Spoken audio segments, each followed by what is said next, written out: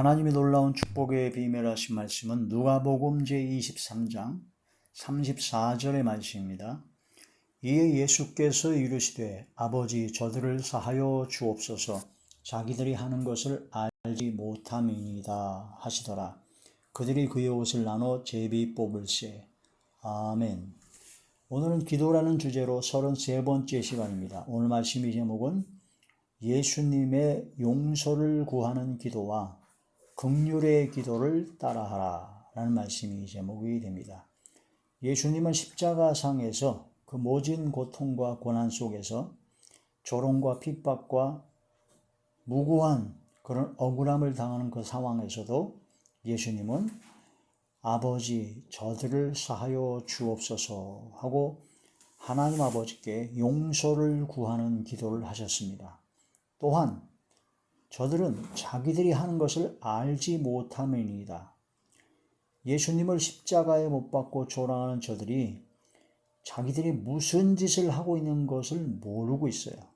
전혀 모르고 있어서 그 엄청난 죄악에 자기가 참여하고 있다는 것을 전혀 모른다는 겁니다. 그리고 또한 그런 그 모든 죄값의 보응이 얼마나 엄청나게 나타난다는 걸 전혀 모르고 있죠. 마지막 심판 때 회개하지 않으려고 용서함 받지 못하면 당연히 심판 때 유황불못으로는 지옥불에 들어가는 건 당연한 것이고, 이스라엘 민족이 예수님을 십자가에 못 박아 죽인 그 죄값의 보응으로 말미암아 이스라엘 민족은 전 세계에 뿔뿔이 흩어져 버렸습니다. 그래가지고 무려 2000년 가까이 1948년도에 독립하기 전까지 전 세계에서 가장 나라 없는 소름과 고통 속에서 살아야만 됐죠. 또한 이스라엘 민족은 그때 당시 로마 그 황제가 통치하던 시대였는데 그 로마 황제 중에 대표적으로 가장 악질인 황제, 네로 황제, 예수님을 믿는 사람들에게 핍박을 씌워가지고 또한 유대인들, 그런 모든 네로 황제와 도미티안 황제, 또한 이스라엘 민족의 그런 엄청난 고난과 핍박과 환난, 그런 것이 있었고, 또 유태인들의 그 독일 히틀러의 그 600만 명을 죽이는 엄청난 그 고통 속에서 빠져 있었고, 수많은 전쟁 위협 속에 수많은 고통 속에 빠져들었고, 마지막 때도 역시 아마겟돈 전쟁과 무기토 골짜기 선을 여러 가지 전쟁, 유브라데 강물에 있는 그런 전쟁, 수많은 전쟁과 순환과 고통과 그런 역사가 바로 예수님을 십자가에 못 박아 죽인 그 죄값의 보응인 것을 알게 됩니다. 그 이스라엘 민족, 예수님을 십자가에 못 박아 죽인 그 자들이 아주 무서운 얘기를 했습니다. 그 피를, 빌라도가 무죄한 자의 피를 흘리는 것을 나는 원하지 않는다라고 손을 씻으면서 이 피값을 누가 받겠냐 했을 때 그 유대인들이 뭐라면 그 피를 우리와 우리 자손에게 돌릴지어다 라고 소리소리 질렀습니다. 그 피값, 예수님 무죄한 죄요, 아무 죄가 없으신 예수님을 죽인 그 피값을 어떻게, 보응을 어떻게 받겠느냐, 우리와 우리 자손들에게 돌릴지어다.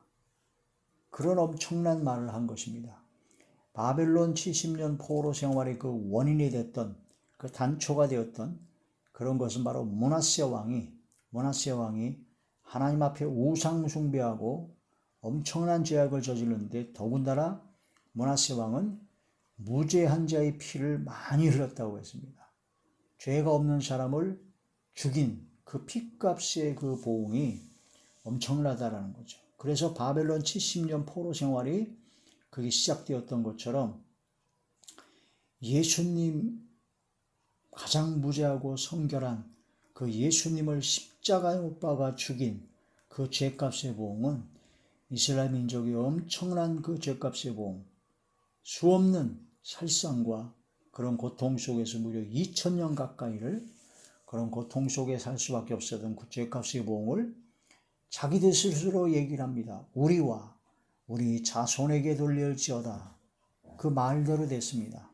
민수기에 보게 되면 원망 불평하는 이스라엘 민족이 그 악한 악담과 그 원망 불평하는 말을 하나님께서 들으시고 내 귀에 들린 대로 네 말대로 해주겠다. 이스라엘 민족이 이렇게 원망했거든요. 우리가 다 광야에서 다 죽여 죽겠구나. 우리 아이들이 다 죽겠구나. 하고 그 말한 대로 하나님께서 시행하겠다라고 하셨습니다. 그러니까 우리가 함부로 말을 하면 안 됩니다. 큰일 납니다. 말을 조심해야 됩니다. 말하기를 더디하라. 말하기를 더디하라. 듣기는 속히 하고 노하기를 더디하라. 말을 조심해야 되죠. 이 하나님의 그 공의를 깨달아야 된다는 겁니다. 우리와 우리 자손에게 돌릴지어다 했던 그런 엄청난 그 말, 그 엄청난 죄값의 보응을 다 받게 되는데 그런 것을 저희들은 자기들이 하는 것을 전혀 알지 못했죠. 자기들이 예수님을 십자가에 못 박으라고 군중 심리에 의해서 막 소리 지르고 자기의 알량한 이권, 이득을 위하여 예수님을 십자가 못 박아 죽이는 무죄한 자의 피를 흘리는 엄청난 죄를 졌고 그 죄값의 보응이 어떤 것이라는 것을 전혀 알지 못했기 때문에 그들은 그렇게 악을 쓰고 있었다. 예수님은 그 모든 죄값의 보응이 어떨 것인가를 다 알고 계셨습니다. 그렇기 때문에 자기들이 하는 것을 알지 못함입니다. 그러므로 저들을 사하여 주시옵소서 하고 예수님은 용서를 구하는 기도와 긍휼의 기도, 불쌍히 여기는 긍휼의 기도를 했다라는 그 말씀이 되죠. 그런 것처럼 우리는 예수님을 따라 우리도 역시 우리에게 악을 행하고 욕을 하며 미워하며 핍박하며 환난당하게 한 모든 자들을 용서하는 용서를 구하는 기도를 하나님께 드려야 되고 또한 그들을 불쌍히 여기는 마음으로 그들을 위해서 하나님 앞에 용서를 구하는 기도와 긍휼의 기도를 예수님처럼 예수님을 따라서 하는 하나님의 자녀가 되어야 됩니다. 그게 진짜 믿음으로 구원받은 하나님의 자녀들이죠. 환난을 받게 하는 자들에게는 환난으로 갚으시는 것이 바로 하나님의 공의라고 하셨습니다. 데살로니가 후서 제1장 6절부터 9절의 말씀. 너희로 환난을 받게 하는 자들에게는 환난으로 갚으시고 환난을 받는 너희에게는 우리와 함께 안식으로 갚으시는 것이 하나님의 공의시니 주 예수께서 자기의 능력의 천사들과 함께 하늘로부터 불꽃 가운데 나타나실 때에 하나님을 모르는 자들과 우리 주 예수의 복음에 복종하지 않는 자들에게 형벌을 내리시라니 그 모든 보응이 반드시 옵니다. 그걸 알면 감히 어떻게 그럴 수가 있겠습니까? 그러니까 모르는 거예요. 전혀 모르는 거예요.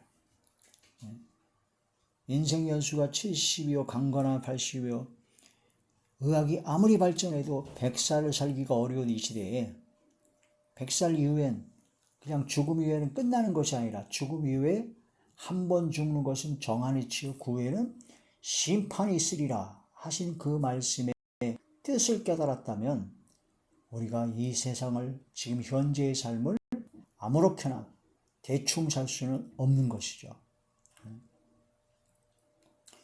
예수님의 용서를 구하는 기도, 긍휼의 기도, 그것을 우리가 따라하는 자리에 들어가야 됩니다. 진짜 믿음으로 구원받은 하나님의 자녀라면 이런 기도, 예수님이 하신 그 기도를 해야 된다. 골로새 3장 13절에 보면 주께서 용서한 것 같이 너희도 서로 용서하라 하셨습니다. 용서하신 것 같이.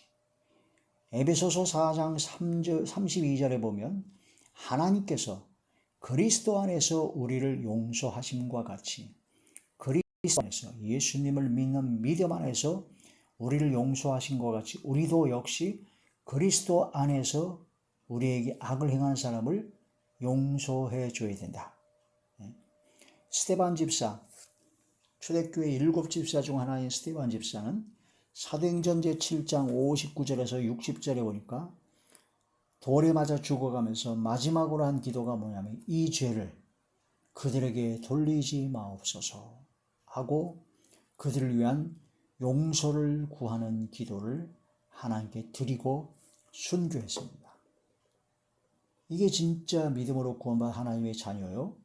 바로 하나님의 백성, 하나님의 거룩한 사람이 나아가야 하죠.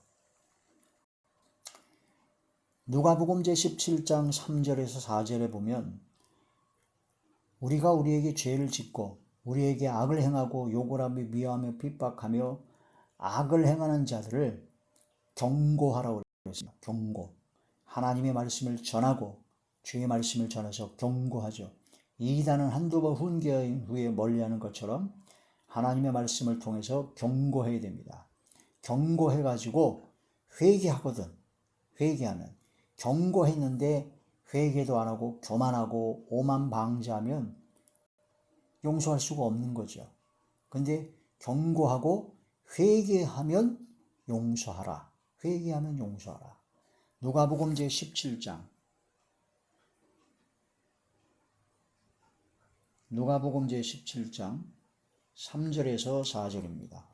너희는 스스로 조심하라. 만일 내 형제가 죄를 범하거든 경고하고 회개하거든 용서하라. 회개하거든 용서하라. 만일 하루에 7번이라도 내게 죄를 짓고 7번 내게 돌아와 내가 회개하노라 하거든 너는 용서하라. 7번에 70번이라도. 마태복음 18장 21절에서 22절에는요.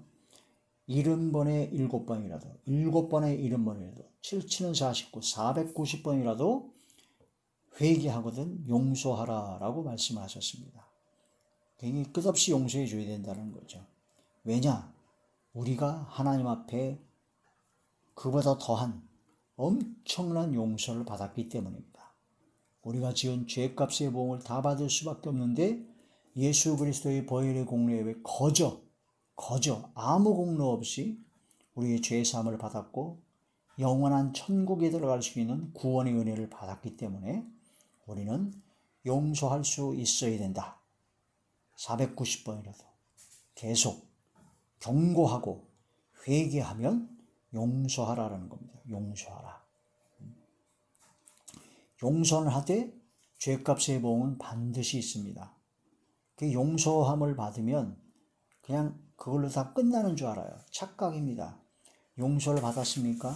하나님께서는 그 죄값의 보응을 반드시 치르게 하십니다. 그게 다시는 죄를 짓지 않도록 하게 되는 하나님의 사랑이죠. 공의죠.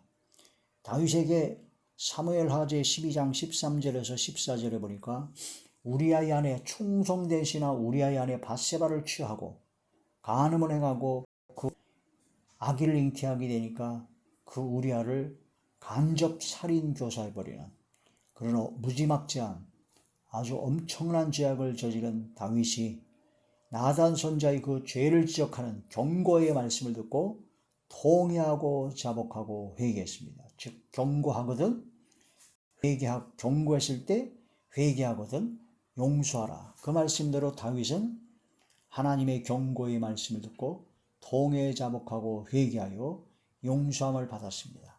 그러나 그 용서함을 받고 난 후에 그 죄값의 보응으로 다윗이 밧세바를 통해서 잉태된 첫 번째 아들은 병이 들어 죽어버렸습니다. 하나님께서 데려가신 겁니다. 그리고 다윗에게 말씀하셨죠.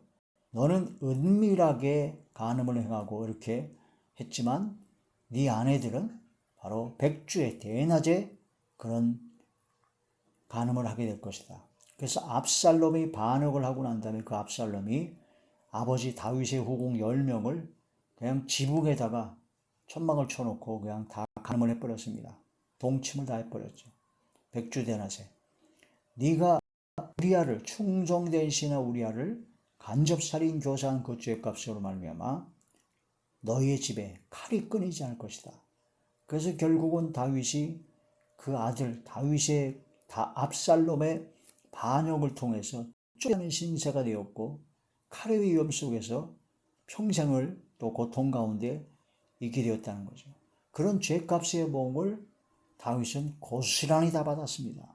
그러므로 말미암아 다윗은 아주 뼛속 깊숙이 그 엄청난 죄값의 보응을 받게 된 것을 알고 하나님 앞에 철저한 회개를 하고 시편에 보면 하나님께 회개의 눈물을 그냥 끊임없이 흘러서 침상을 띄울 정도로 됐다라는 그런 고백을 하면서 자기 자신을 고백하기를 자기 죄가 머리털보다도 많습니다라고 고백하며 하나님께 회개했던 것을 볼 수가 있습니다. 용서함을 받을 수 있습니다. 어떤 죄를 졌을지라도. 그러나 죄값의 보응이 반드시 있습니다. 그러므로 죄를 짓지 않는 게 좋죠. 죄를 짓고 용서함 받고 죄값의 보응을 받으면 힘듭니다. 고통스럽습니다. 어렵습니다. 보응을 순히 받겠다는 그런 넓은 마음과 당연한 마음을 가져야 되는 거죠. 예수님의 그 양쪽에 있던 강도는 죽을 죄를 져서 십자가 박아 죽임을 당했는데 한편 강도는 예수님을 조롱했습니다. 네가 우리도 구원해봐라. 너도 구원하고 우리도 구원해봐라고 막 조롱하고 말이죠. 근데 다른 한편 강도는 그 자들을 나무랬습니다. 우리가 지은 죄값을 말하며 당연하게 이 고통을 받는 것이지만 이분은 아무런 죄가 없다. 왜 그러느냐라고 다른 사람을 책망하면서 예수님께 자기의 영혼을 부탁했을 때 예수님께서는 그 마음의 중심을 보시고 네가 오늘 나와 함께 낙원에 있으리라고 구원의 은혜를 마지막 죽기 직전에 받은 겁니다. 죄값의 보응을 순히 받겠다는 내게 당한 모든 어려움, 고난, 고통 그런 모든 것은 죄값의 보응일 수가 있습니다. 민수기에 보게 되면 이스라엘 민족이 12명의 정탐꾼을 가나안 땅에 40일을 정탐하러 난 다음에 원망 불평과 악평하여 말미암아 하나님의 진노가 임하게 됐죠. 보응을 하시는데 40일 동안 정탐하고 온 그 날수 하루를 1년으로 환산해서 40년 동안 광야에서 보응을 받게 될 것이다. 원망 불평하고 악을 행한 그런 자들은 광야에서 다 죽게 될 것이다. 그래서 광야에서 태어난 20세 이하의 철저히 새로운 새싹과 같은 그런 새로운 새순과 같은 사람만 가나안 땅에 들어갈 것이다. 그런 말씀이 되는 거예요. 그러니까 하루에 지은 죄를 1년으로 환산해서 보응하시는 것이 하나님의 법칙입니다. 그럼 우리가 지나간 죄가 얼마나 많습니까? 하루에만 졌습니까? 1년, 10년, 수십 년을 졌어요. 한 가지 졌습니까? 수십, 수백, 수천 가지를 졌습니다. 그 죄값의 보응을 그대로 환산해서 보응받는다면 우리는 100년, 1000년, 만년 보응받는 게 문제가 아니에요. 셀 수 없을 만큼 그 보응, 죄값의 보응을 다 받아야 됩니다. 그러므로 말미암아 우리가 지금 우리에게 고통과 고난과 어려운 것은 죄값의 보응이라고만 생각해도 당연한 겁니다. 원망할 수도 없고 내가 쓰러진 죄값의 보응임을 생각하고 다윗처럼 하나님 앞에 통회하고 자복하고 회개하고 낮아지고 겸손하는 것밖에 없습니다. 예수님을 믿는 믿음으로 말미암아 구원을 받았습니다. 구원받아 자녀가 되어서 그 죄값의 보응이 없느냐? 있습니다. 그 죄값의 보응을 순히 받겠다는 믿음으로 그 모든 가운데 이기고 그런 마음을 가지면 그 죄값의 보응을 하나님께서는 이제는 복을 받기 위한 그릇을 만들기 위한 연단의 과정으로 바꿔주시죠. 그러므로 말미암아 우리는 진실로 다윗의 경우를 교훈 삼아 이 마지막 때 하나님께서 기뻐하시는 삶을 살아야 되겠죠. 마태복음 제6장 14절에 15절의 말씀 보면 너희가 사람들의 잘못을 용서해야 너희의 잘못을 용서받는다. 내가 용서해야 용서를 받게 됩니다. 회개하려면 용서할 수 있는 용서의 기도가 먼저 되어야 된다는 거죠. 만약 용서하지 아니하고 불쌍히 여기지 아니한다면 하나님도 우리를 용서하지 아니하시고 우리를 불쌍히 여기지 아니하시고 긍휼 없는 심판을 베풀겠다라고 야고보서 2장 13절에 말씀하셨습니다. 그러므로 이 마지막 때 예수님께서 하신 용서를 구하는 기도, 긍휼의 기도를 따라 우리도 역시 용서를 구하는 기도를 하며 불쌍히 여기는 긍휼히 기도를 하는 진짜 믿음으로 구원받은 하나님의 자녀, 하나님의 백성, 하나님의 거룩한 사람이 되는 저와 우리 모두가 되시길 주의 이름으로 축원합니다. 할렐루야.